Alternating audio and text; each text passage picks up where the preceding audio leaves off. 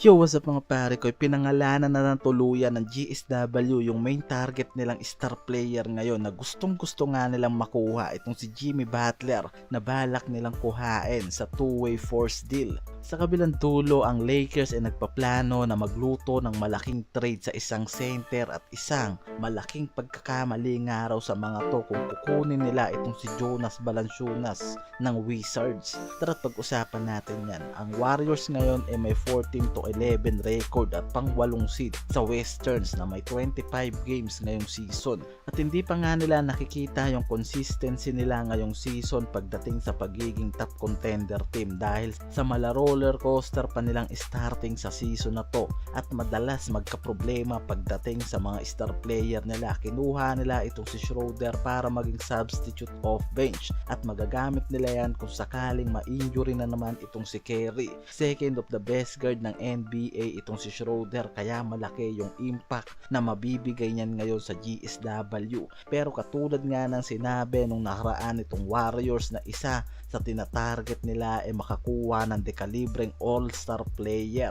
Lahat ng fans alam kung sino yung pinopoint out nitong Warriors kung hindi itong nasa trade list ng Miami Heat na si Jimmy Butler na nauna nang nare-report na pinapakitaan na ng malalim na interest nitong Warriors sa isang potential trade. Dahil sa sunod-sunod nga na talo ng GSW mukhang nakita na ng mga to yung malaking problema nila pagdating sa perimeter defender dahil dalawa lang yung trusted defensive player nila itong si Wiggins at Kuminga.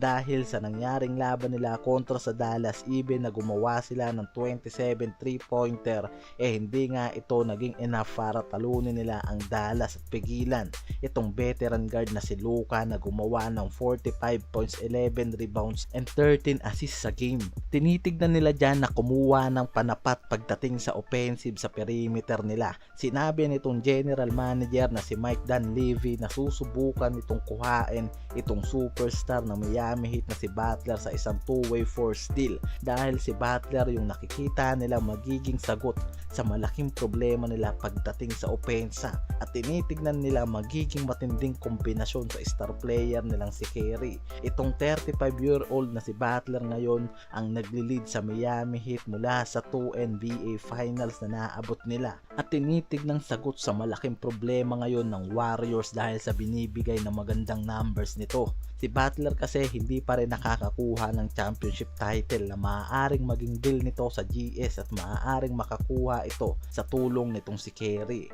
May average to ngayon sa Miami Heat na 19.4 points, 6.1 rebounds while shooting a career best 55.2% from the field at may 0.9 defensive backs plus minus sa Heat. Yan yung malaking numbers na makukuha ng GSW sa player na to, lalo na yung pagiging defensive maker nitong si Butler sa oras na makuha nila ito sa isang contract. Sa kabilang dulo mga pare ko, alam natin ang Lakers simula last season ay nare-report na yung target and desired nito na makakuha ng isang matinding frontcourt player na maaaring maging katulong araw nitong si Davis. At ngayon nga nasa documents ngayon ng Lakers ang maaaring trade nila na pagkuha sa isang sentro para palakasin yung frontcourt nila. At nare-report ngayon sa NBA Insider yung malaking interest ng mga to sa center ng Wizard na si Valanciunas. Yan yung nauugnay lang na sentro ngayon at isa sa mga potential trade na niluluto nga raw yan ngayon ng Lakers. Dahil kung babalikan natin nalink na rin yung sentro na to sa Lakers noon nang maging free agent pa to sa kanyang team.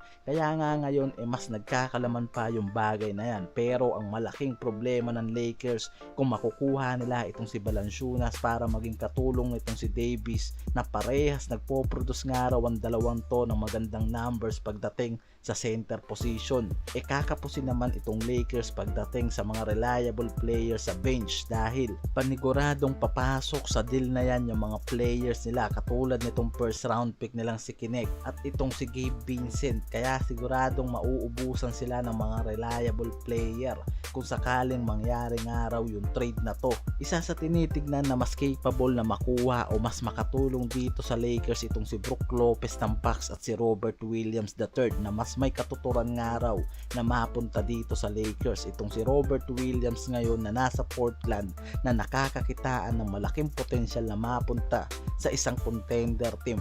Magandang defensive and rim protector ang nilalaro nito sa Portland at nagagamit din pagdating sa inside offense ng team. Itong si Brook Lopez na may potensyal na bitawan ng Bucks dahil ngayon nagpapakita ulit ang Bucks ng interes sa panibagong sentro nila. Kaya inuugnay nga itong si Lopez sa Lakers at tinitignan na malaki yung magiging impact nito dahil sa pagiging unicorn blend nito sa team. Long range shooting and shot blocking ang meron nga sa versatile nito na isa sa mga ideal skill pagdating sa isang sentro. Yan yung tinitignan at sinasuggest ngayon na sentro dito sa LA Lakers at malaking pagkakamali nga raw kung matuloy yung potential trade nila dito kay Jonas Valanciunas ng Wizards.